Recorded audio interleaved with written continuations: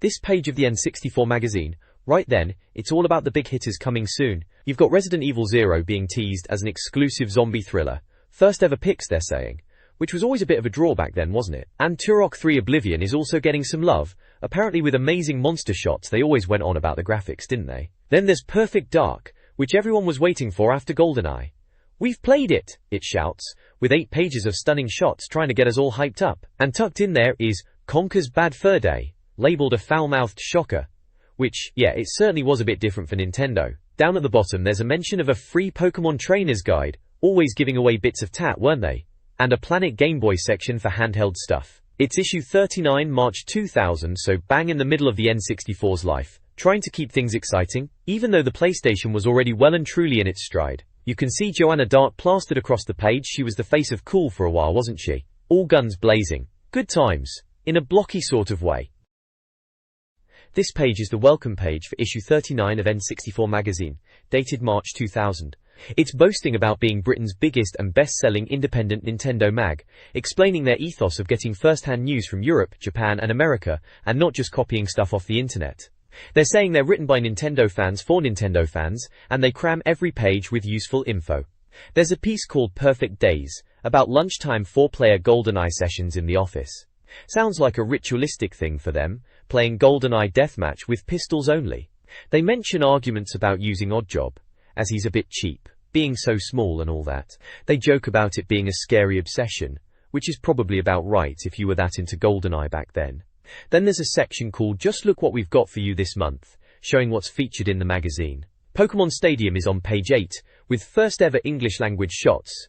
Must have been a big deal at the time to see it in English. Resident Evil 0 is on page 17, described as lip-trembling and a glorious N64-only zombie thriller. Perhaps a bit much, but Resident Evil was always popular. Turok 3 Oblivion is on page 16, with world-exclusive pics. They're calling it a threequel, which is a bit daft, but it was the third one. Conker's Bad Fur Day is on page 12, with all the news on Conker's redesign. That was a game people were definitely curious about, being from Rare and all. And Perfect Dark gets 8 pages on page 44. They call it stunning and staggering. Which, for Perfect Dark, yeah, fair enough, it was a looker. Lastly, there's a Pokemon Expert Trainer's Guide for Red and Blue, claiming to be the most comprehensive guide in the world, ever. Bit of an overclaim, but it's magazines for you. Finally, there's a next issue on sale bit saying Friday the 17th of March, and it's going to be a fantastic jump to page 120. Sounds like they are hyping something big for the next issue, probably related to whatever is on page 120. And they're telling people, don't be fooled by feeble imitations, which is classic magazine chest beating. This page of the old N64 magazine, issue 39 from March 2000, is the contents page, naturally.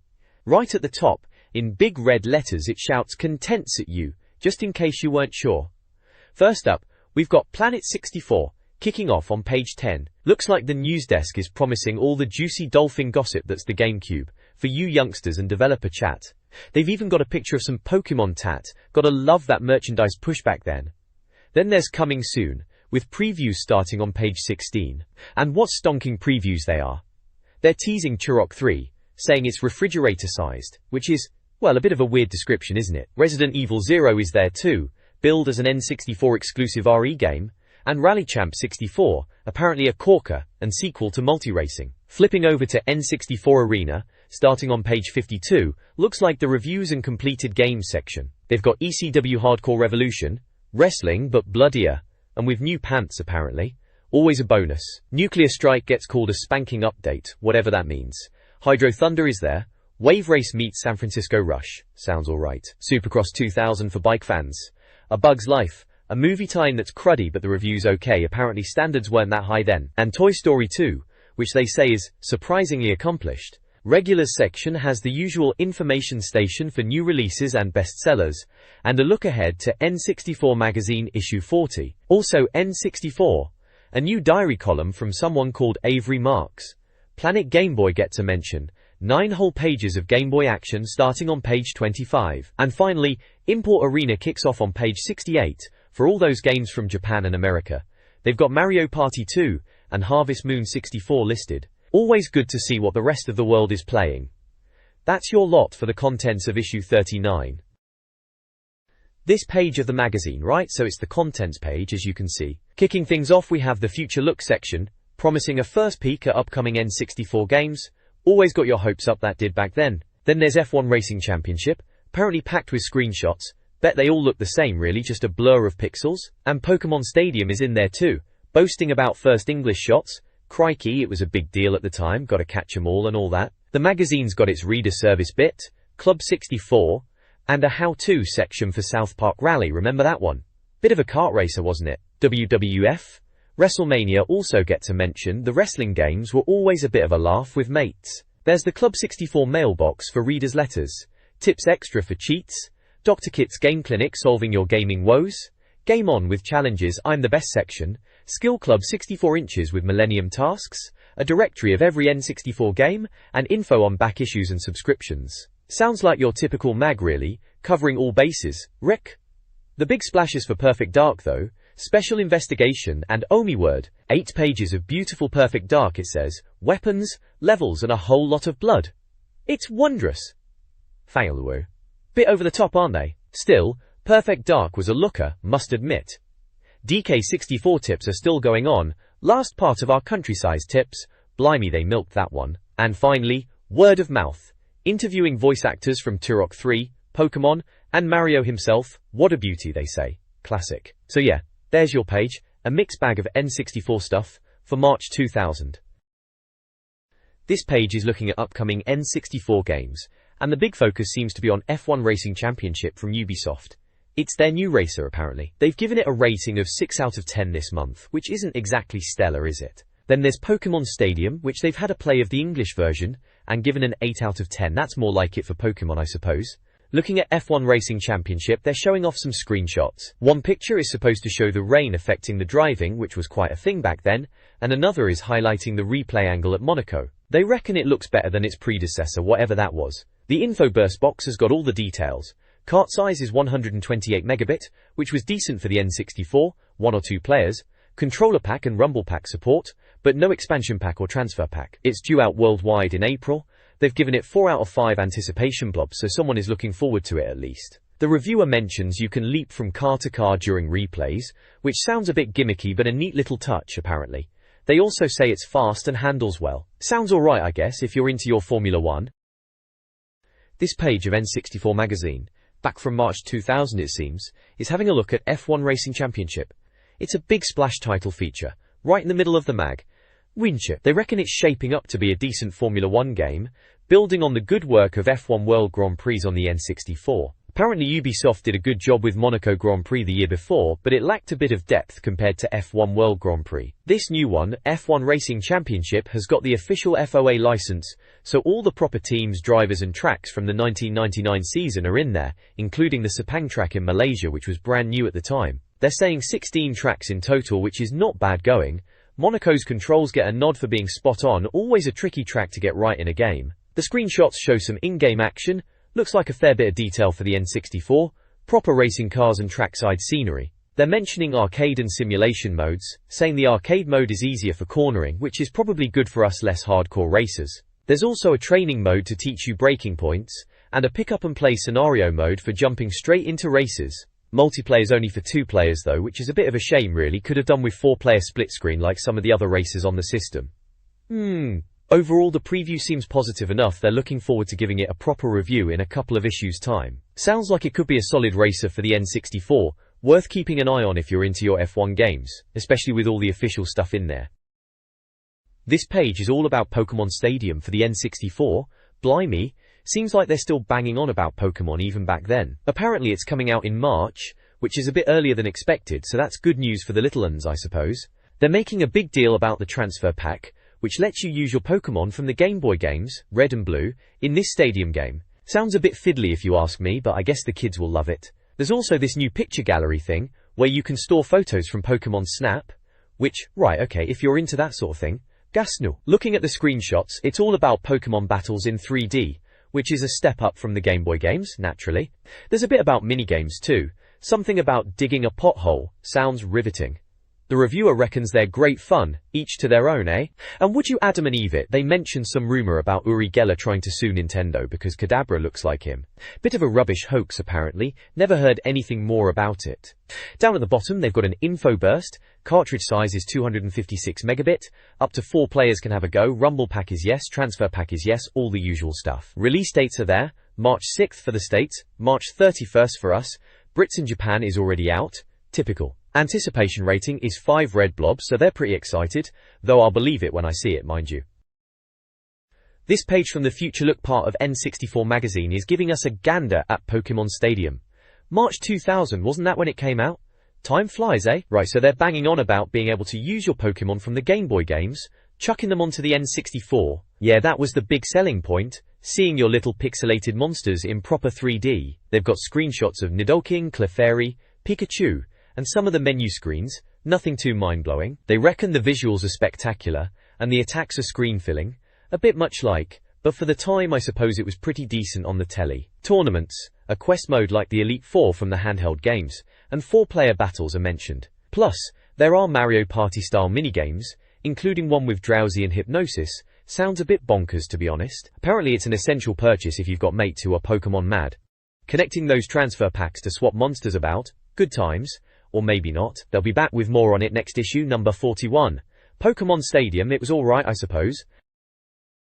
The next page is from the news desk section, focusing on the upcoming Nintendo Dolphin console, which we now know as the GameCube. The main article spills some juicy top-secret details about it, with developers hyping it up as being more powerful than the PlayStation 2. One developer at the time was quoted as saying the PlayStation 2 was a pig to program, which is a bit harsh, but the GameCube was proving to be a great machine, but not without the typical delays until March 2001. They also speculated on potential launch titles, maybe Xena and Top Gear Rally, building on the franchises they had on the Nintendo 64. There were also comparisons to the Dreamcast, with claims that Dolphin games would look better and wipe the floor with both the Dreamcast and PlayStation 2. There are also little tabs visible, such as release date, format, launch games, online, developers, multiplayer, pad design, and the Game Boy Advance link, which was then known as Shigsy's stuff, a quirky name for connecting a game console to a handheld. The next page kicks off with a bit of Pokemon madness. There's a PokeWatch section covering everything from court cases, stemming from trading card arguments, yes, actual violence over pocket monsters, all the way to how Pokemon games were dominating sales charts. Blue, Red, Yellow, Pinball and Snap were all top sellers, and then Donkey Kong 64 and Smash Bros were thrown in there too. We move on to Dolphin visuals revealed, which peeks at the graphics potential for the upcoming console, the Dolphin, which ended up being the GameCube. They are teasing us with some visuals from Promethean Designs' Picasso, which at the time was a Dreamcast game. They reckon the Dolphin version should look even better, because of its graphical power. Apparently it's like GoldenEye and Winback, but with more sneaking and less shooting. Or, there's a Dolphin Speak section, where they're trying to decode the jargon surrounding the console. This time they are talking about ArtX, the company behind the graphics chip, codenamed Aladdin, boasting it could pump out 12.5 million polygons per second. The N64 Diary section is next, a calendar of upcoming releases and events. Jess is celebrating his birthday, and Pokemon Stadium is coming out. Plus Ridge Racer 64, the PlayStation conversion, and Top Gear Rally 2 are on the cards. And the latest issue of the magazine itself is hitting shelves. Britney Spears and Christina Aguilera are topping the American soundtrack charts. Their music is deemed not entirely unlistenable. The next page features a main article announcing the return of Conker, that cheeky squirrel. Remember 12 Tales? Conker 64? It disappeared for a while, but now it's back as Conker's Bad Fur Day, and seems to be getting a complete overhaul. Rare is even warning us that the new Conker might be a bit different from what we were expecting. I tell you what, if you go to Rare's website and click on the Conker logo, you will hear a deep South accent insulting you with swear words, albeit bleeped out ones. The article wonders whether Rare is going to sell out with Conker's Bad Fur Day, filling it with effing and blinding to appeal to South Park fans, or whether the sweary ranting Texan and construction noise is just a comedic way of saying that the site isn't finished yet. It also suggests the new game could be a Sonic Adventure-style speedfest, or some kind of woodland creature first-person shoot-'em-up. There are also small articles in the top corners mentioning Pokemon Gold and Silver selling well in Japan, and Diane Bergquist being declared Ultimate Pokemon because of her devotion to the furry cuties. Lastly, there is a quiz that you can win £50 with, and has questions like, who is Lord of the Ring? In which game would you be able to fly an A-10 tank buster? And, who wrote a letter to myself asking me to marry me? The next page presents a new goods section, diving into the world of Pokemon merchandise and some novelty N64 controllers. First up is the Evolution controller, which they didn't think much of, and then there's the Pikaina Cup, a very Japanese, very odd Pikachu toy in a teacup. Then there are Pokemon beanies, with Gengar, Raichu and Mewtwo being the highlights.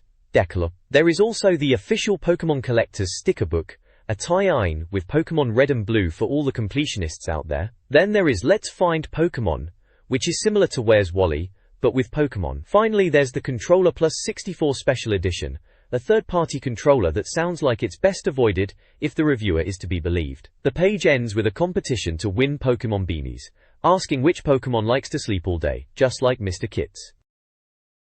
The next page from N64 Magazine is titled Retro World and focuses on classic games that have stood the test of time. There's a bit at the top about the unstoppable Pokemon phenomenon, which was absolutely massive back then, with new games like Pokemon Attack on the way for the Game Boy. They're expecting it to be a Puzzle Bobble clone with Pokemon characters, which sounds about right. Gak. The main feature looks at some classic titles, starting with Gradius, or Nemesis as we knew it here, on the NES. They mention its influence on other scrolling shooters, like R-Type DX and Bangai-O, and how it innovated with its power-up system and options. Then there's Donkey Kong Jr., the arcade game where Mario was the bad guy. They praise Nintendo's level design and DK Jr.'s expressive face, and mention how unforgivingly tricky the game was. Oh, and they give a nod to how players cheated to get infinite lives. There is also a top 5 GB retro updates section, which features a quick look at some Game Boy versions of classic games. These include Ghosts and Goblins, Micro Machines Twin Turbo, Metal Gear Ghost Babel, Bionic Commando Elite Forces, and Bubble Bobble Classic. This page is from Planet 64 Magazine, and it's previewing some upcoming N64 games. The main feature is on Turok 3, Shadow of Oblivion, giving us a first look at screenshots and details. It touches upon a few other titles quickly: Zelda Gaiden, Battle Tanks, Kirby 64, and Blues Brothers 2000. Also, the Q&A mentions that Turok 3's story will involve the villain Oblivion, who was hinted at in Turok 2, and that while the game is at an early stage of development, it will feature dinosaurs, prehistoric creatures, and more modern environments like cities. The reviewer mentions how Turok 3 is a direct sequel, focusing on single-player after Rage Wars. The game promises better save points and smaller levels, addressing complaints from Turok 2, and there will be around 25 new weapons to play with. A little info burst box lists some of the specifications. It's from Acclaim, the cart size is 256 megabits, it supports 14 players, and controller, expansion and rumble packs, but no transfer pack. They were planning an October release worldwide. The next page features a first look at Capcom's new N64 Resident Evil game, Resident Evil 0. There are a few screenshots from the game, and it looks like it's going to be a pretty tense affair. The reviewer hopes the doors can be opened without lengthy animations. They also mention that searching dead bodies is the only way to find vital clues. Remember those days? The Q&A section reveals that the game will answer questions posed to PlayStation owners in the first Resident Evil. The game features the STARS team sent to the mansion in the first game, plus the Umbrella Corporation's involvement. There will also be an option to change the blood color, or switch it off completely. The reviewer also confirms that the game will feature the usual weapons, including pistols, shotguns, and the ever-popular flamethrower, plus some new weapons. The info burst reveals that the game is from Capcom, and has a cart size of 256 megabits. It only supports one player. The next page in this issue features a couple of corkers that were on my radar back in the day. First up, there's Zelda, Mask of Mujula, which they reckon is a bit of a mouthful, so they've given it a slightly more Western-sounding title. I remember being proper excited for this one. It looked dark and moody. According to the info burst, it used the expansion pack. Of course it did, everything seemed to use that bloomin' thing, didn't it? They reckoned it was out in Japan in April, but we'd have to wait till Christmas. Ah well, good things come to those who wait, eh? Then there's Kirby 64. I always had a soft spot for the pink blob. They reckon he's not quite as kick-ass as he was in Super Smash Bros., but he can still hoover up enemies with that cavernous gob of his. The game looks like a return to his 2D platforming roots, like his Kirby's Dream Land days on the Game Boy. The reviewer here thinks it's a similar sort of game with a superb 3D camera. Apparently it was due out in Japan in spring, with a UK release in summer. Oh, the anticipation. The next page features a couple of game previews, kicking off with Rally Championship 64, the follow-up to Multi-Racing Championship on the N64. It boasts officially licensed cars, tracks with weather effects, and a 4-player mode. The anticipation rating seems pretty high, with 4 out of 5. Back in the day I remember thinking this was going to be another racing game like Top Gear Rally.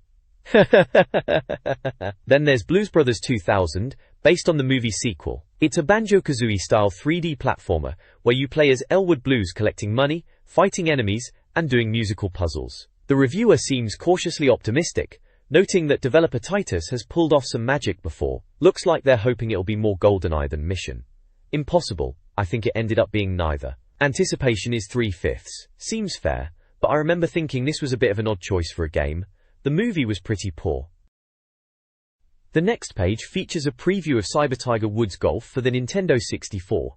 The reviewer seems cautiously optimistic, comparing it to Mario Golf. It seems they're impressed with some of the quirky features like the player editor and trick shots, and courses that appear to be set in the depths of hell, but they're not quite ready to crown it the new king of N64 Golf just yet. There's a section called An Ear to the Ground, with snippets of gaming news, revealing Virgin had signed up Winback and are looking to release it around May. Factor 5, the team behind Rogue Squadron, are keeping quiet about their Dolphin project, Tornado. Turok 3 has been pushed back to October, and Mission Impossible 2 is on hold. Apparently, Ubisoft are working on 3 new N64 titles, one of which is believed to be a Batman game.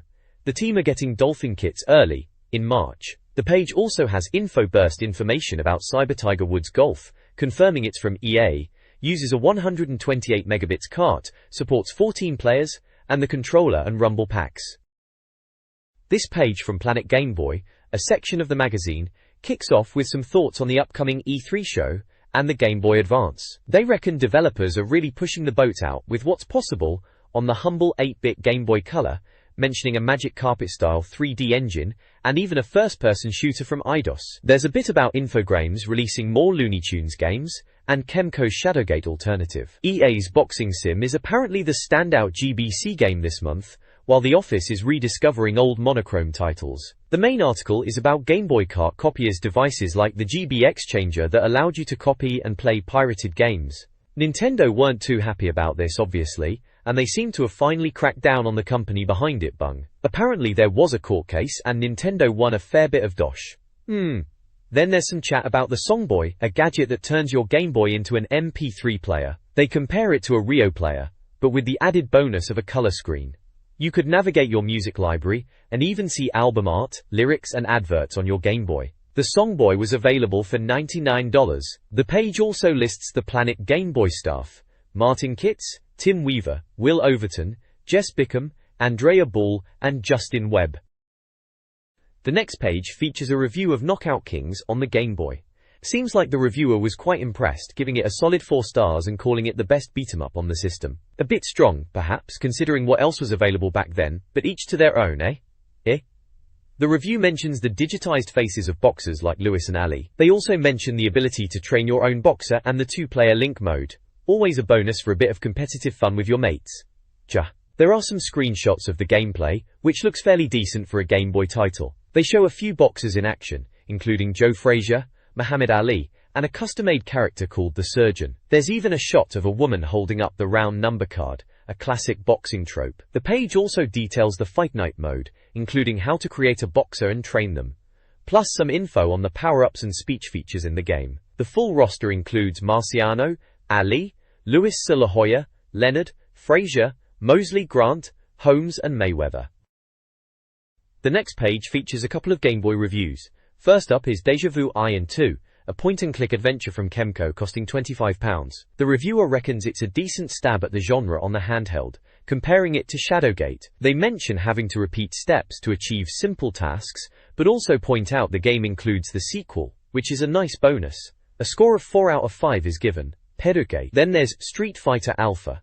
Capcom's fighting series is discussed, costing £25 too. The reviewer isn't completely sold, noting how it's difficult to translate the 6-button arcade experience to the 2-button Game Boy. They say the special moves are present, but the lack of control over the power of your blows makes it not quite a proper Street Fighter. There are 10 characters and the graphics are considered good, but the action's not particularly fast. A score of 3 out of 5 is given, with the reviewer hoping for better things on the Game Boy Advance.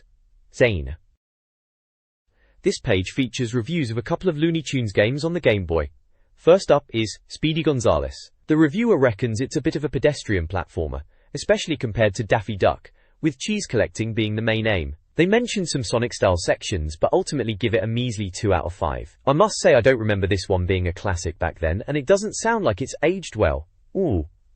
Then there's Daffy Duck Foul Play. Now Daffy Duck, that's more like it. Unlimited dynamite, turning enemies into tasty treats. The reviewer seems to enjoy the warped humor and the slower, more thoughtful gameplay, awarding it a decent 4 out of 5. I remember being slightly more patient with games back then, so perhaps I'd have enjoyed the slower pace too.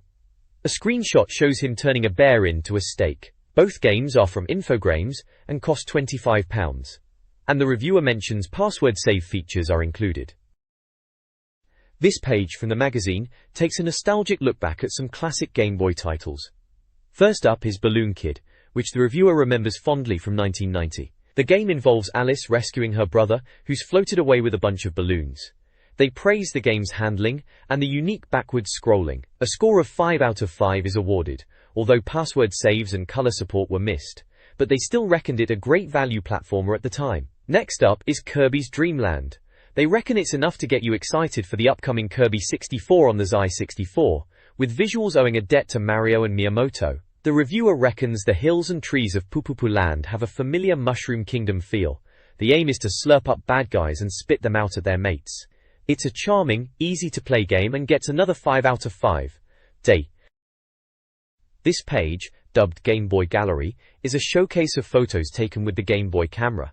It's a bit of a laugh, seeing what people came up with. There's a winner section featuring Anthony Sheridan's photo, some spooky and strange images by other users, like a Welsh ghost sighting, an alien invader, a headless body, and some abstract stuff from Crew. There's a vampire Pidgeotto, a new species of Pokemon from Rome, and a little grey man spotted in company. Armor. Some of the user submissions included commentary like Edward Rummins yelling, "Help me," a scary pic from Stephen Walker, and a photo of Stephen Houston looking almost Jesus-like. Someone sent in an Area 51 inches shot from Holland, and another submission was of David Robert Morris, who looks like he got on the wrong side of Mike Tyson. There is a Bond game reference which is a nod to Rare, with a photo from Ryan Medlock. The text encourages readers to send in their own Game Boy camera pictures, hinting at the possibility of winning a GameStar Game Boy Power Pack and wallet. It's good to see people being creative and sharing their weird and wonderful creations back then. The next page screams Donkey Kong 64, doesn't it? How to go bananas in Donkey Kong 64 inches, it proclaims, trying to be clever. It's the final part of the guide apparently. They're covering Creepy Castle and Hideout Helm and seeing off King K. Rool.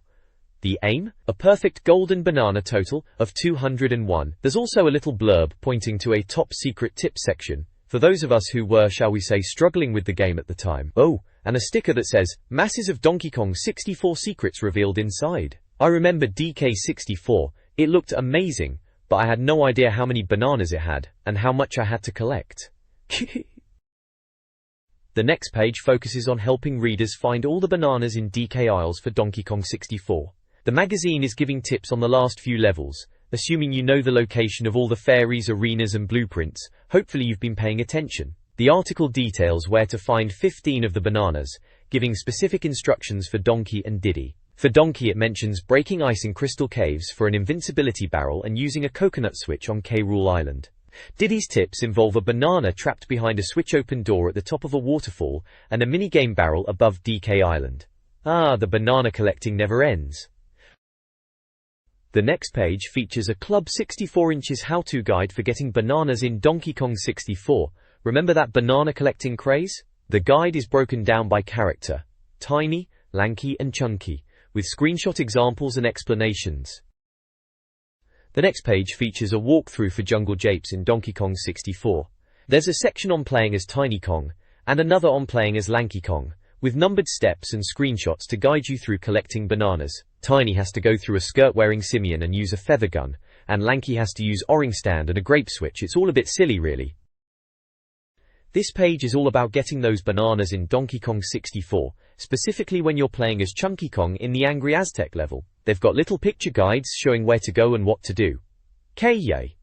First up, they're talking about throwing a giant rock to burst out a banana. Then there's something about a minecart mayhem minigame barrel, and using a chunky barrel to reach it. Seems like Chunky's got to Simeon slam a giant X and fall into a cave, then bop a pineapple switch. Apparently he doesn't have a switch in Rambi's area, instead you need to knock down a door and uncover a giant rock. Moving on to Angry Aztec, there's a guide to placing pots on tiles, hauling a humdinger of a rock, using a music pad, and finding Chunky's door in the giant temple, which leads to a Kremlin Kosh minigame. Yeah, Donkey Kong 64, it was a bit of a collectathon, wasn't it?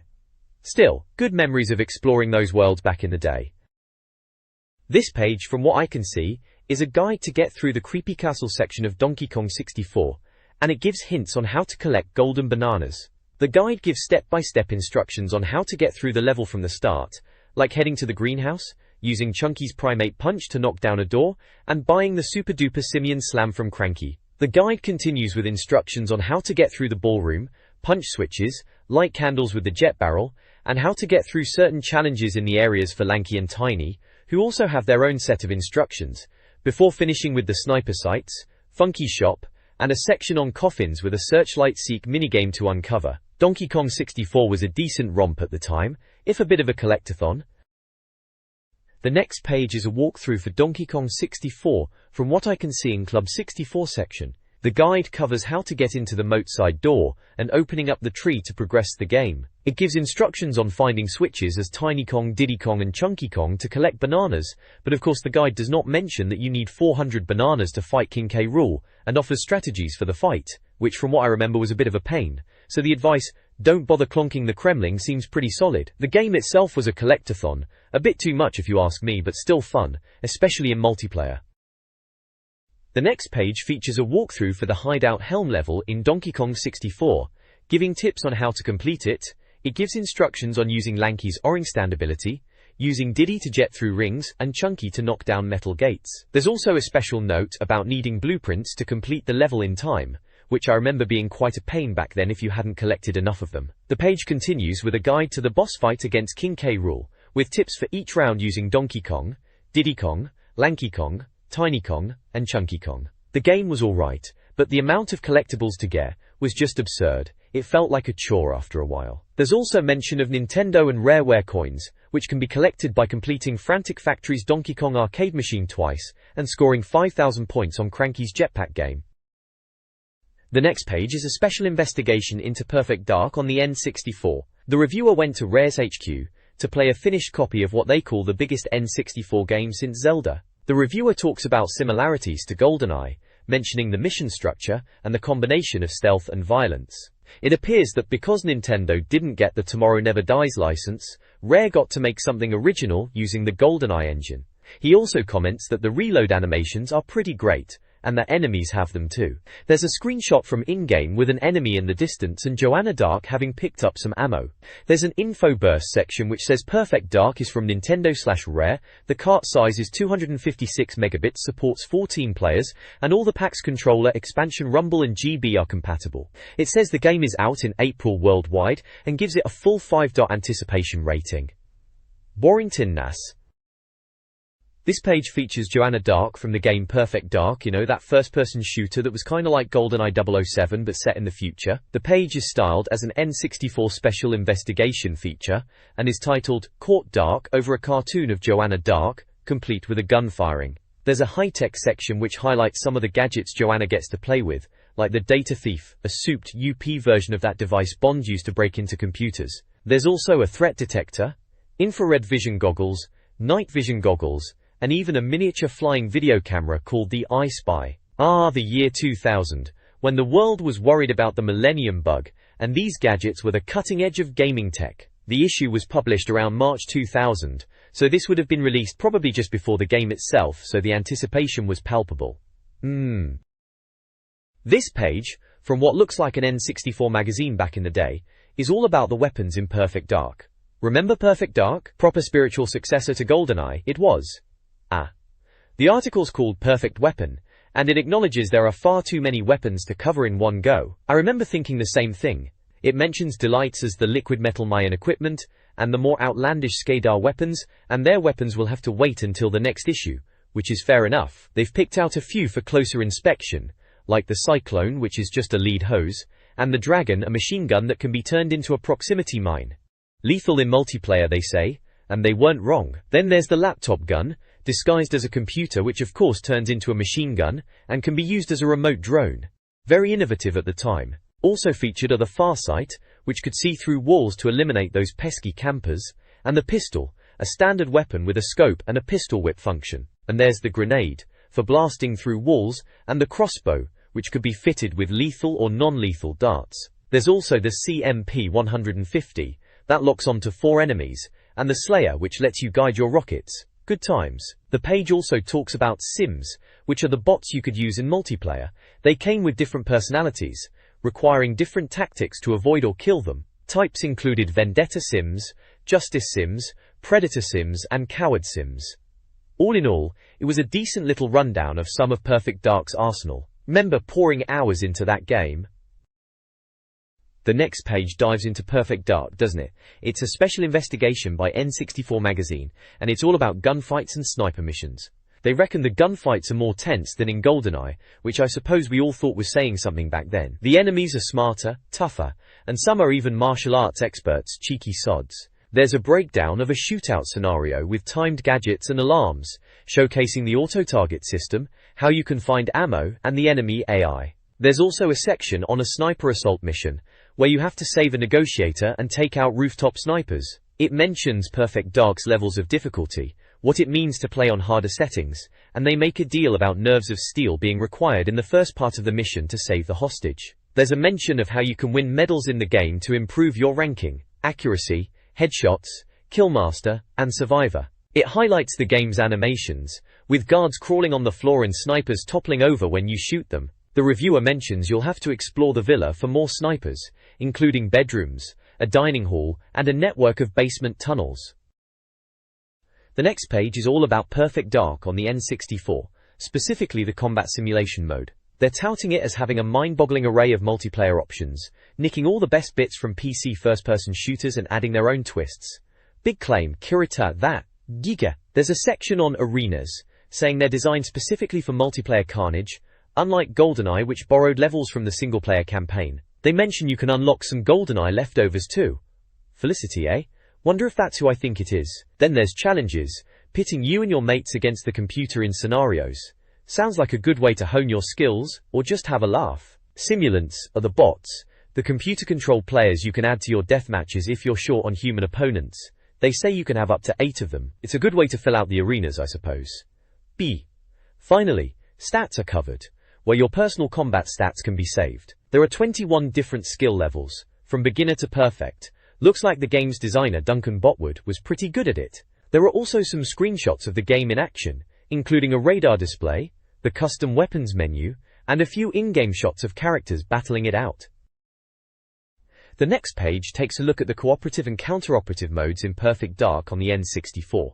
It mentions that you can play the entire game in co-op with a friend, or use a simulant to help you out, issuing commands via a Turok 2-style wheel. There's also the counter-operative mode, where one player controls Joanna Dark and the other controls the enemy forces, a game of cat and mouse across the levels. There's a little section talking about unlocking classic GoldenEye guns in the game, letting you compare the old RCP-90 and AR-33 with their futuristic counterparts, the RCP-120 and AR-34. The reviewer also mentions that they played the game with the expansion pack, which provided DK64-style enhanced graphics and larger levels. They note that Rare was toying with the idea of a simplified multiplayer game for unexpanded N64s to avoid complaints from people who bought Perfect Dark without owning an expansion pack. It seemed like every game needed an expansion pack back then, didn't it?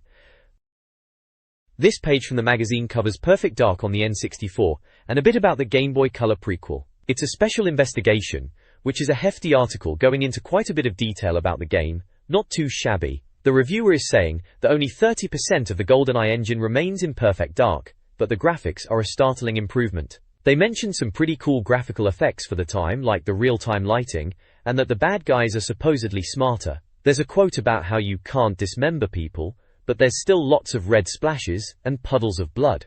Cheeky, I guess that was considered edgy back then. There are screenshots of the N64 game, showing off some of the combat, weapons, and general mayhem. One screenshot shows a taxi being shot up, which is a bit bonkers. Then there's a section on the Game Boy Color version of Perfect Dark, which you could link up to the N64 game to unlock extra content. They go on to talk about the various modes in the Game Boy game like Targets, Hostages, Institute, Spider, and Bovine. Rare's humor, gotta love it. It mentions Conker's Pocket Tales, with the cow etched onto the wall, and that it gives you a strange way of giving us cold sweats. The next page in the magazine features a special investigation into Perfect Dark for the Nintendo 64. Perfect Dark. What a game, eh? The review highlights the responses from Joanna, and how she stays in touch with Carrington Institute. Apparently, Mr. Carrington, who sounds a bit like Sean Connery, gives useful info. Elvis, the friendly Mayan alien, tags along after you save him from dissection in Area 51. The guards even chatter away like, "I've been hit," after you empty a whole clip into them. They note the amount of blood and gore for a Nintendo title. Bodies stay on the floor for a while, and you get splashes of blood on the walls.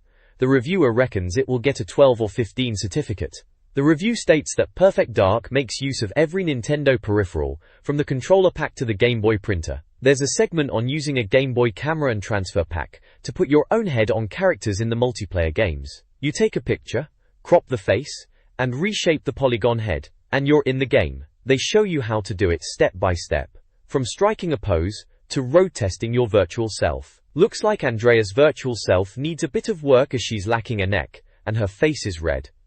There are also a couple of screenshots, one with the hoverbike speeding around the Area 51 level, and another of a green Skidar warrior. Somebody help! The next page is a review of the latest N64 games. First off, there's ECW Hardcore Revolution. Acclaim's having another go at the wrestling genre, trying to drag the wrestling ring into the late 90s. Then there's Nuclear Strike, THQ's retro throwback. Hydro Thunder, Midway's arcade racer, is also getting a look in, and Supercross 2000 from EA. I remember EA's attempt at a mud-splattering bike sim. Bit of alright. Katie, A Bug's Life is there. Seems the reviewer is undecided whether it's platforming gold or just tedious dross. Toy Story 2's getting a PAL release finally. We've also got Mario Party 2, more minigames, more boards, more fun, apparently. And Harvest Moon is hitting the USA, Natsume's farming RPG, making waves across the pond, or so they say. There's a small reminder to visit the import arena for games that are popular over in America and Japan. The next page dives straight into the guts of a game review, N64 Magazine style. They're talking about how Team 64 Inches, that's their reviewers, play through the games and give their verdict. There's a breakdown of what to look for in their info burst sections, which covers the game's tech specs like the cartridge size, in megabits, how many players it supports, and what memory packs or expansion packs it uses. They even mention the cost, in this case, £40.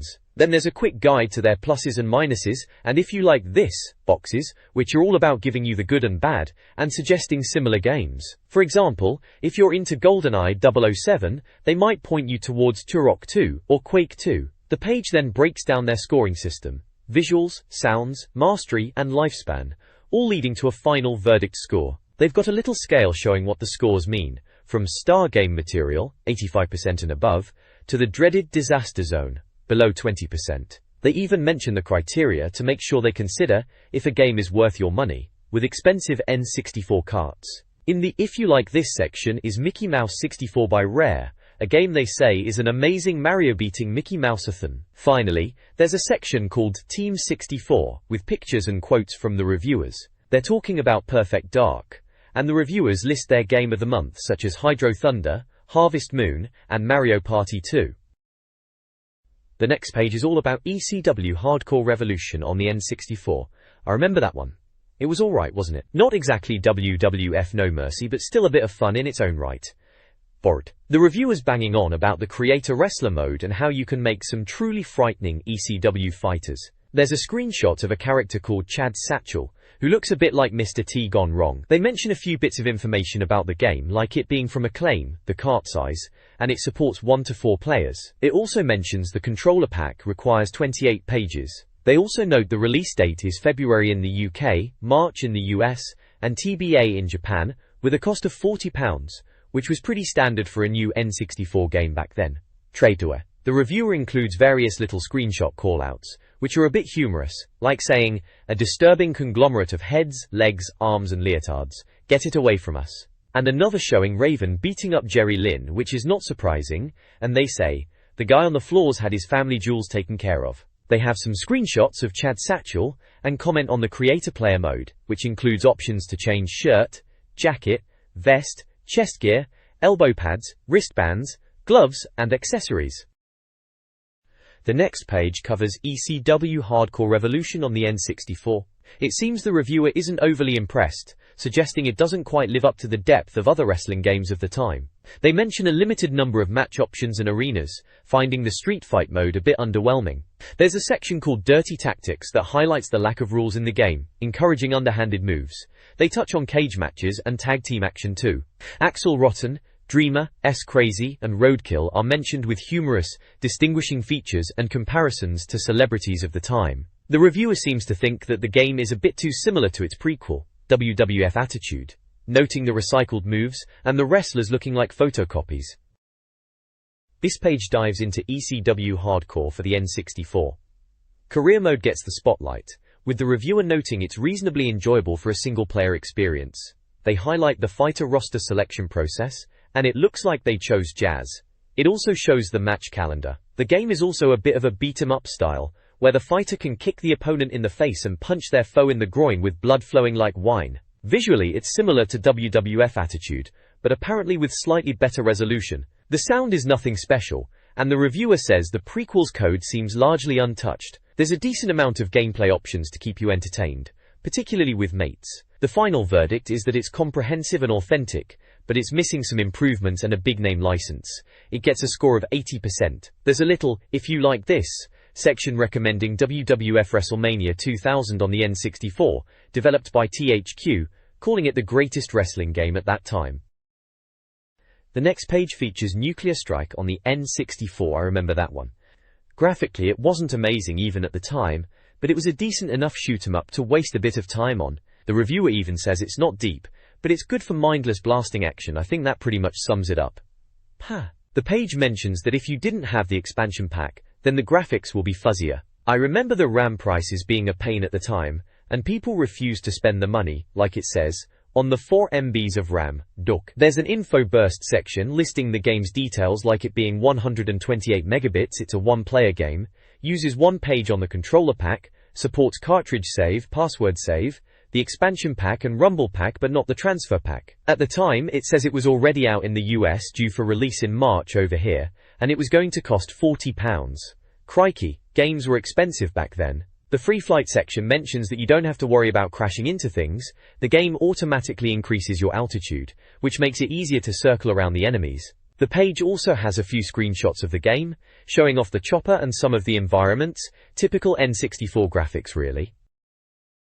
The next page presents a walkthrough of the early stages of the N64 game Nuclear Strike. It breaks down the initial missions, offering tips on navigating the map screen, prioritizing targets, and exploiting enemy weaknesses. The game involves flying a helicopter around various maps to rescue friendly prisoners and destroy targets. The player is tasked with hunting the ex-CIA agent Colonel Lamond, who has stolen a nuke, typical Bond villain stuff. It looks like the reviewer reckons the graphics could have been a bit better, and that the missiles look like plain grey smoke trails. The reviewer is also claiming some ships are hard to destroy, which if true is annoying if it gets in the way of having a laugh. The page also states the plot, objectives and playing style. It should be familiar to former 16-bit owners of the SNES, since little has changed over the course of the numerous sequels to the original Desert Strike. The next page features N64 Arena's review of Strike 64. Seems like they rated it a solid 82%. They reckon it's a decent blast for fans of the Strike series, although it doesn't exactly break any new ground, especially if you've already played the Mega Drive versions back in the day. The graphics are a bit murky without the expansion pack, so some of the newer games definitely looked better around then. The review highlights the satisfying gameplay of blowing things up, and the fact that you get to pilot various vehicles aside from the helicopter, like an A-10 tankbuster, hovercraft and a tank. They point out that the standard Apache is the best for strafing enemies, but the handling isn't perfect. They also mention that if you're into this sort of game you might like Chopper Attack on the N64 as well, although it was looking a bit dated even back then. The next page takes us back to the arcade-style thrills of Hydro Thunder on the N64. The reviewer isn't quite as smitten as they were previously, noting the slowdown in 4-player mode, and restricting you to a first-person view sounds like a bit of a letdown. Still, they say it's great fun in 2-player mode. I guess not everyone had a Dreamcast back then, so this was a decent enough alternative if you wanted some arcade-style racing on your telly. There's a section highlighting some of the game's tracks like New York and Venice. It's got some little call-outs about gameplay details like boost icons, police boats, and even a killer whale lurking in the depths. Someone was paying attention to detail, eh? A snippet called Boaty Light mentions a few of the vehicles you can drive, with names like Thresher, Misbehave, Rad Hazard and Banshee. And in the info burst section, it's listed info like the game size, which is 128 megabits, how many players, which is 14, and the price to buy it, which is £40.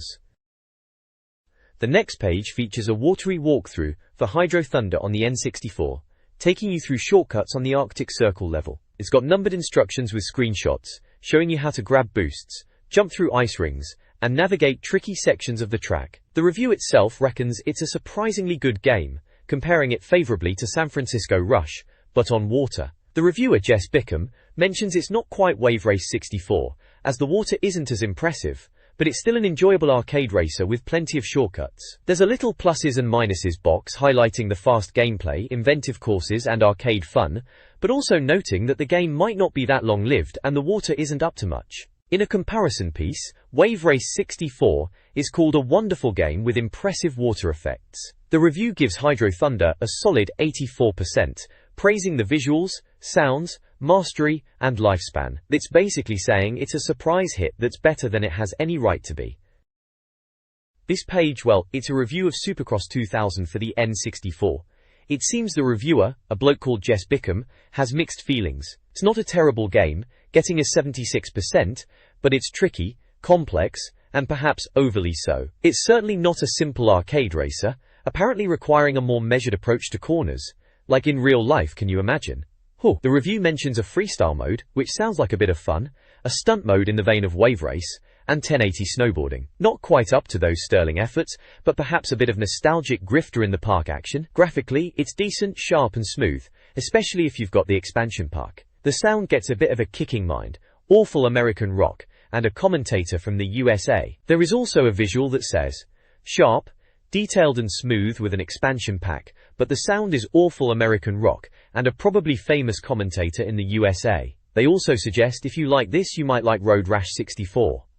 Beck. The info burst lists the game as being from EA with a 96 megabits cart size, 1/2 players, and the controller pack takes 23 pages. As for release dates, it's out now for the UK and USA but TBA for Japan. The next page is a review of A Bug's Life on the N64, and blimey, it's not a good one, is it? The reviewer absolutely rags on it. They'd apparently reviewed it on import before, and it hasn't improved at all. They mention the bug bashing, which involves tedious boss encounters, and they really didn't enjoy it. The pluses and minuses section is amusing. The only plus is that it's technically a game. The minuses? Awful camera, awful mechanics, and just plain awful. Brutal. There's a screenshot section with cynical captions, and the reviewer basically calls the game a shoddy, unenjoyable exercise in how not to make a 3D platformer. Ouch. They even bring up the old "it's for kids" excuse, saying it doesn't wash because all the kids they know have completed GoldenEye 3 times over. The graphics are described as muddy, with pop-up issues, and the physics and camera are slated. They suggest avoiding it at all costs, and say that paying £60 for Donkey Kong 64 suddenly seems like a bargain compared to the £40 asking price for this. The game gets a measly 31% rating. Right next to the review is a little box, suggesting if you liked this, you might like Toy Story 2 on the N64, which got a much better 71% back in the day, which I do remember being better. Me focus. The next page has a review of Toy Story 2 on the Nintendo 64. It seems the reviewer thinks it's alright, especially considering it's a film tie-in, and not a particularly good one at that, mentioning A Bug's Life. Graphically, it appears to be a bit of a mess, especially the conversions, with dreadful borders. There are also some screenshots of the game, showing Buzz Lightyear in Andy's room. It's being described as a cross between Micro Machines and Mario, where you play as Buzz Lightyear trying to rescue Woody. There's a section called What's the Buzz, which details some of Buzz's moves, like climbing, pushing objects, shooting, and flying. A little info burst reveals it's from Activision, it's a 64 megabit cart, it's a one-player game, and uses 12 pages on the controller pack. It's also out now for around 40 quid. I recall back then how many games had password saves instead of cartridge saves. A right pain when you forgot your scribbled notes, and this seems to be one of them. It does support the Rumble Pack. They also mention the import version of the game, which was previewed in issue 37. There's also a brief mention of DK64 being harder, but the reviewer implies that Toy Story 2 isn't too difficult. The next page features a review of Toy Story 2 on the N64. Remember that? It was a solid platformer in the day, nothing groundbreaking, but decent enough for a bit of kid-friendly fun. The review kicks off with a section called Mini Me, which highlights some of the challenges you'll face, including time trials with Slinky, races against RC, finding green berets, and helping Mr. Potato Head find his missing bits. It notes how each level is mapped out via a handy Etch-a-Sketch, pretty useful. The review makes the point that in Andy's house, everyday objects become platforms and trampolines. It seems the reviewer, Tim Weaver, found it a bit repetitive but competent. The game objective is collecting pizza tokens. Visually, the game is surprisingly good, especially considering the limitations of the N64. The sound is nothing special, but the mastery and lifespan are rated decently. The final verdict is positive, comparing it to Rayman 2 and 40 Winks as a solid 3D adventure. The reviewer gives it a score of 71%. There's also a little moan about the PAL conversion. Those were the days. The next page, well, it's a blast from the past, isn't it?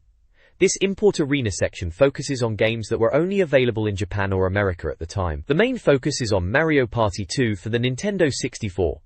The reviewer seems pretty keen, highlighting a submarine minigame and the single-player Minecart Mayhem mode. They're not wrong, Mario Party 2 was a laugh, even if the CPU opponents could be a bit cheap. I remember those import copies costing a pretty penny. There's a little info burst about the game, noting that it's on a 128 megabits cart. You could play it with up to 4 people, and that it was out in Japan already, but we were waiting for the UK release. Good times. Sha. The next page focuses on Mario Party 2 for the N64, which had just been released and was causing quite a stir. The reviewer is looking at the game in 2 ways, some calling it a lazy rehash of the first Mario Party, the other seeing it as a welcome return to what made the original so good, a bit of a Marmite game then. Apparently half of the original's minigames had made a comeback, so I can see why some were a bit miffed. There's a few of the new minigames are highlighted. Sneak and Score, which is described as funniest, involves avoiding a chain chomp. Roll Call, which they consider the toughest, is about counting toads. Shock, Drop and Roll, the fastest, sees players trying to knock each other off a rotating drum, and Honeycomb Havoc is considered the dullest, is about avoiding falling honeycombs. Apparently the original Mario Party had Mario and Luigi screaming, "Oh my god!" when they lost, but that was swiftly removed, which sounds a bit harsh. They reckon that Mario Party 2 has done for the console board game what Mario Party 1 did for the console board game. Well done us. Warrington Norse, the themed boards are looking good, and are bulges with shops, characters, and event tiles. Bowser pops up to steal coins as well, though apparently he doesn't dance as much as he did in the first game. The next page features a look at Mario Party 2 on the N64. It's got that typical Import Arena branding plastered all over it. They are calling the game a Mode to Joy, bit cheesy, innit? JJ. The review dives into the game modes: Board Game, Minigame Stadium, Battle Mode, and Minigame Pick. They reckon the board game mode is the default, with the Horrorland board being a highlight because of the Kamek character, who we remember from Yoshi's Island on the SNES. The review also points out that the stick-rotating minigame control system from the first Mario Party has been replaced with button tapping, prompting debates in the office, according to the magazine writer Mark Green, on whether to use a thumb or 2 forefingers. Honestly, all these control system changes make the original hard for kids to play now, but still great fun for parties or Christmas gaming get-togethers. There's a verdict at the end, saying it's fundamentally the same as the previous year's event but better, more colourful, and enjoyable. Always a good sign. They are giving it 87%. They advise waiting for the English release, but it's essential for fans of Mario Party. The next page has a bit of a retrospective on Harvest Moon 64, looking back at a review done previously. There's some advice for players, like how to reach the restaurant on Mount Moon, and a few in-game screenshots, complete with character dialogue, the usual stuff. Then there's an info burst about Harvest Moon 64, confirming it's from Natsume/Crave, a 128 megabits cart only for one player, and doesn't use any of the pack expansions, like the Controller Pack, Expansion Pack, Rumble Pack or Transfer Pack. The page then has a do's and don'ts section. The do's include working hard to earn cash, building a sensible house with a kitchen and spare room to impress the ladies, and flirting, but sticking with one girl to avoid gossip. The don't is to waste time by getting drunk and passing out in the pub. There is an image of a girl, Purpuri, and her friends, Anne, Karen, and Ellie. The next page dives into Harvest Moon 64 in the import arena section, which was quite exciting back then, since getting hold of import games felt like a real treat before the internet made everything so accessible. The review is titled Wild Oats, and it profiles the 5 eligible bachelorettes in the game: Maria, Karen, Purpuri, Anne, and Ellie. The reviewer's take on each girl is a bit cheeky, offering advice on how to woo them. It has a bit of humor. The review highlights what's good and not so good, praising the game's charm, variety, and humor. It's also honest about the lazy programming, polygon glitches, and lack of analog control. If you were into games like Pilotwings 64 on the Nintendo 64, then apparently you'd probably enjoy this. Visually, it's got cute characters and 3D backgrounds, even if the visuals aren't perfect. The reviewer also notes that the sounds and music are traditional and relaxing, and the game has high replayability. The final verdict is a solid 90%, calling it one of the sweetest games of the year. The reviewer, Martin Kitts, clearly enjoyed his time with it. This page of Club 64, back in March 2000, kicks off with a look at South Park Rally for the N64, acclaimed sweary cart'em-up. There's a Club 64 mailbox section, always good for a laugh, and a how-to guide for WWF WrestleMania. Tips Extra promises the latest games tip to destruction. Dr. Kit's Game Clinic is in, offering his usual tonic. Game On provides quirky challenges for older games, and I'm the Best lists top times and high scores. Skill Club 64 is getting ready for Millennium Challenges. There's also an N64 directory with every N64 game ever. Finally, there are back issues and subscriptions, featuring a cover with Zelda Gaiden, Banjo-Tooie, Donkey Kong, and of course, South Park Rally. The next page is from the N64 mailbox section of the magazine. First off, there's the star letter. A reader is pointing out similarities between a book called Trace in Space and Jet Force Gemini. Blimey, that takes me back. Jet Force Gemini, what a game. But Rare did get inspiration from other places, didn't they? Then there's the correction corner. Seems some readers are being right picky about details in the mag. One complaining about Hurricane Rana being misspelt in the WrestleMania 2000 review, which is a good game. Another one is getting miffed about a Pokemon being called Poliwag when it was really Poliwhirl. Finally, there's a section called Little Monkey. Seems someone's complaining about Nintendo focusing too much on games for kids and comparing it to the Sony PlayStation. Can't say I agree, the variety's always been a good thing, I thought. There's a bit of artwork of the characters from Trace in Space, and a bloke looking moody which is advertising Shadow Man. The next page is a letters section called Club 64 Mailbox from N64 Magazine. It features readers' letters and some staff responses. The page opens with a Pokemon theme and a reader's letter with a story using Pokemon puns, which I remember was a trend at the time. Someone writes in about poor review scores by Time Out and the Daily Record. There's a short review of Super Smash Bros., which I remember was called Super Crash Bros. At the time, and a reader's letter about completing a shortcut in Mario Kart 64. A reader suggests an improvement to GoldenEye deathmatches where each player has their screen tinted a certain color and wears corresponding colored glasses and mentions facility. Those were the days. There is also a reader suggesting an Armageddon game based on the film of the same name. There is a short review for Jet Force Gemini. They mention Juno, Vela and Lupus, which brings back memories. A reader mentions they can't get Donkey Kong 64 without the expansion pack, and that it ruined Christmas, which I remember was an expensive purchase back then. The next page has the Mailbox Club 64 inches section, full of letters from readers and the magazine's witty replies. Seems like Stephen Morgan from Somerset is wondering why they always cut people off in the letters section, the reply being, "Because we're evil geniuses."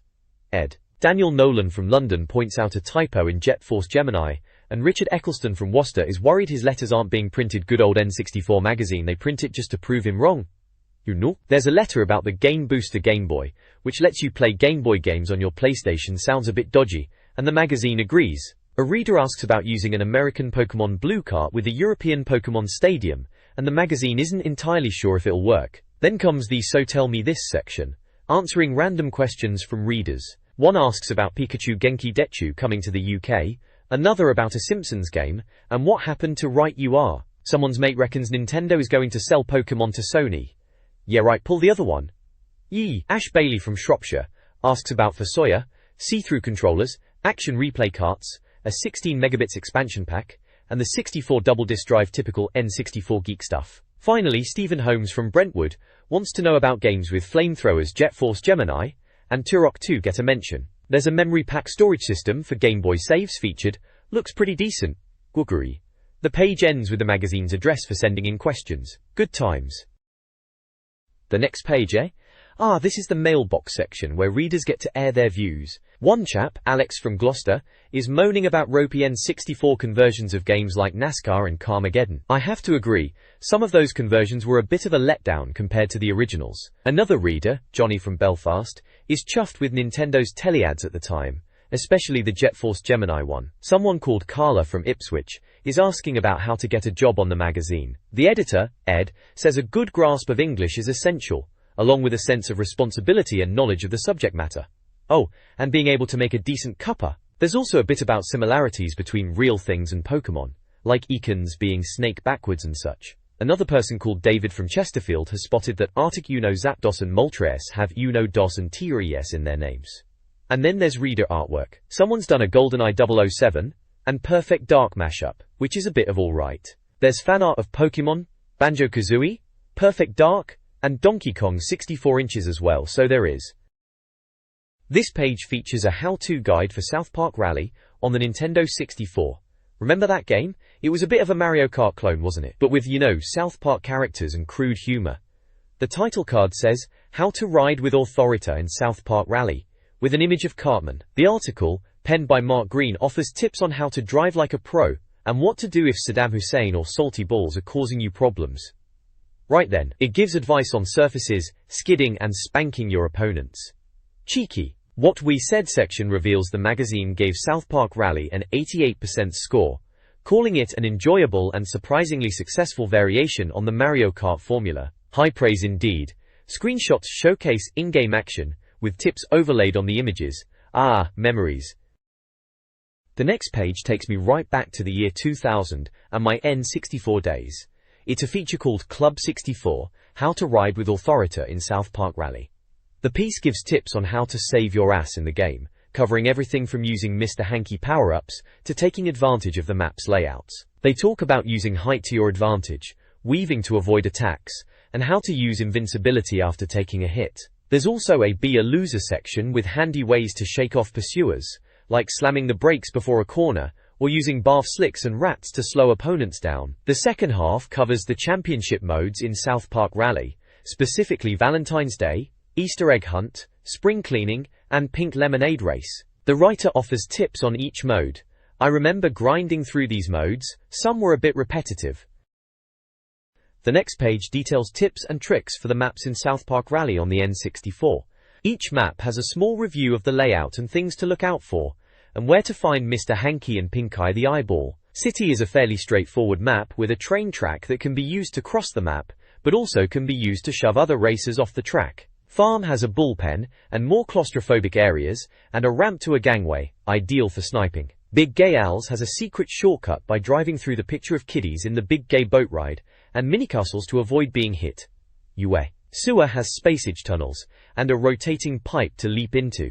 Forest has a petting zoo to avoid shooting, and a shortcut that isn't labeled on the map. Mountain has a train tunnel shortcut and wide crossroads for shooting and chasing opportunities. Volcano has a boost box before a lava jump, and a slightly quicker anti-clockwise route around the boat. I remember getting this game for Christmas as a kid, and being initially excited, but quickly realizing the controls and gameplay weren't as good as the Mario Kart games. Still, I spent hours trying to find all the hidden Mr. Hankies, didn't we all?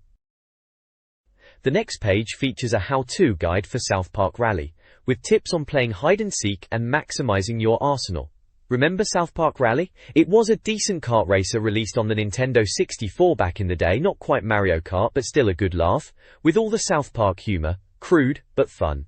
The guide gives some sneaky hiding spots in the city, volcano, Big Gay Owl level, farm erasers, and mountain levels, and also talks about how to stop thieves who are trying to collect items.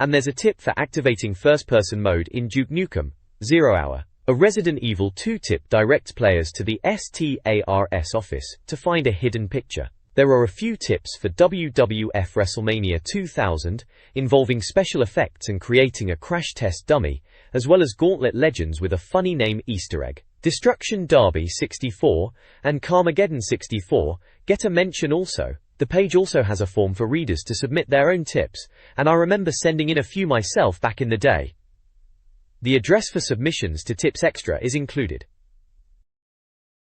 The next page of N64 Magazine features Dr. Kit's Game Clinic, a recurring section where readers can send in their gaming questions and receive help from the good doctor. We've got a few queries this month, starting with Matthew from Surrey, struggling with the depot level in GoldenEye 007. Dr. Kit offers a fairly simple solution involving explosive barrels and a magic fist, which sounds like a bit of a laugh, doesn't it? Sean from Company. Durham is having trouble with Raymond on the second level, while Sean from Londonderry is after the secret to unlocking the extra characters in Mario Golf. Dr. Kit explains you'll need to link up a Game Boy with the N64 transfer pack, which wasn't even out yet at the time this issue came out.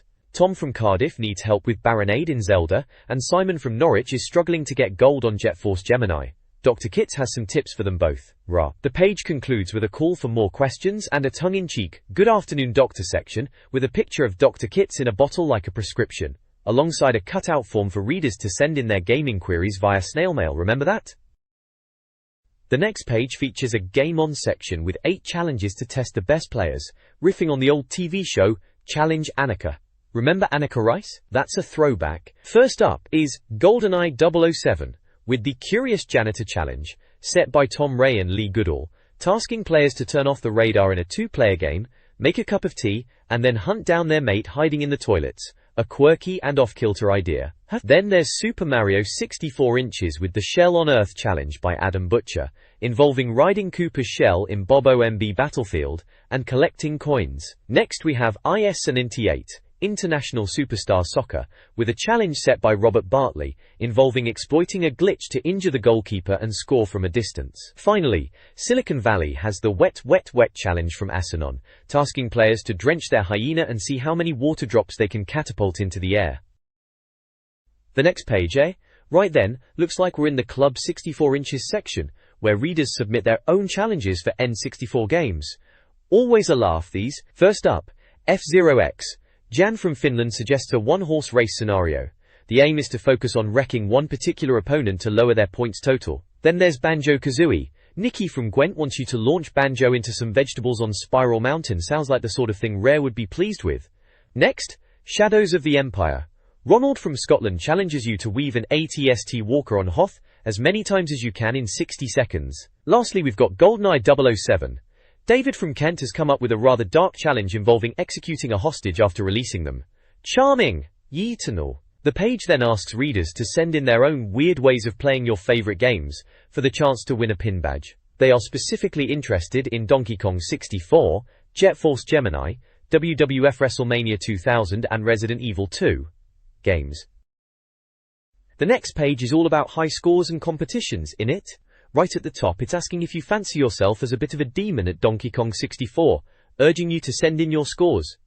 There's a star performance section linked with Interact. Seems like they're giving away joypads, or joyplods as we used to call them back then. This month's star is Anthony Hooley for his time in Jet Force Gemini, a decent little space blaster from Rare.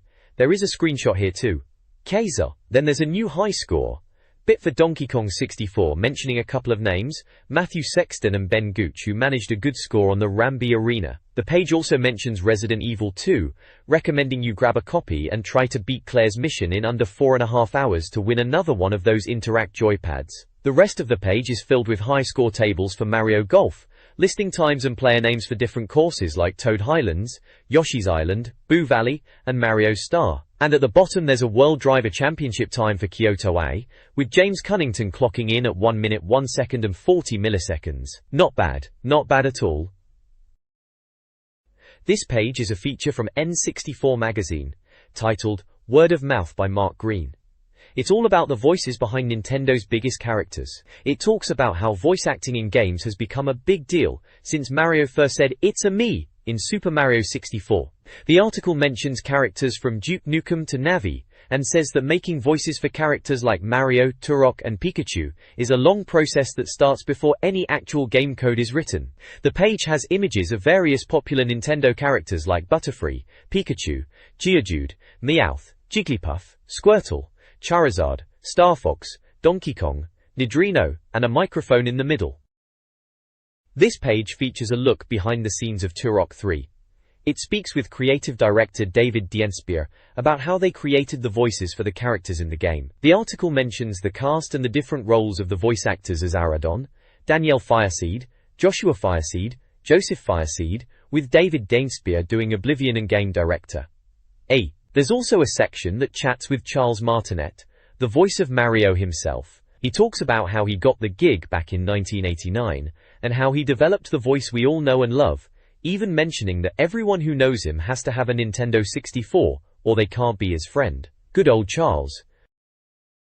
The next page dives into the world of voice acting for games, focusing on the voice artists behind some well-known N64 characters. It's quite interesting to see the process, from noise recording and retakes to post-processing. Apparently, some of the actors had to get pretty physical and make some interesting noises. The article quotes the voice director David, who was looking for real emotion and feeling. The page has a section called You're the Voice, which features profiles of voice actors like Ikue Otani, who did the voice of Pikachu in Pokemon Snap, and Hayama Nobuyuki, the voice of Link in Ocarina of Time. Then there's Lissa Brown, the voice of Slippy Toad and Cat in Lilac Wars, and finally Danny John Jules, who voiced Gex in Gex 3.